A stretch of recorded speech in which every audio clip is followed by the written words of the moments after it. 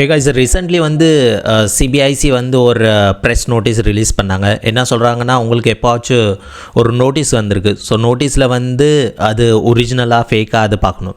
Notice from the central government, not from the state government. So central கவர்மெண்ட்லேருந்து வந்திருக்கா, central கவர்மெண்ட்லேருந்து notice வந்திருந்தால் கண்டிப்பாக வந்து டின் நம்பர் இருக்கும்.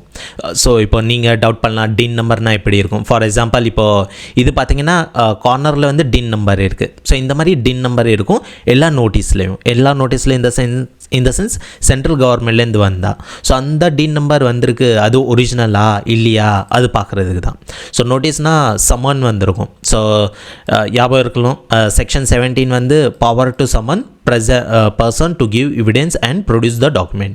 மீன்ஸ் டிபார்ட்மெண்ட்லேருந்து ஒரு நோட்டீஸ் அனுப்புவாங்க, as per section 70 தட் நீங்கள் வாங்க ப்ளஸ் இந்த டாக்குமெண்ட் கொண்டு வாங்க, நாங்கள் வெரிஃபை பண்ணணும்.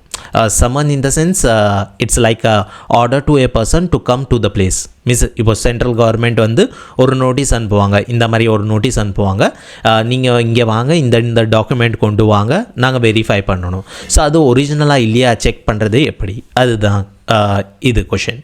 So just CBIC verified in இதை அடிச்சிருங்க அண்ட் ஃபஸ்ட் லிங்க்கில் போங்க.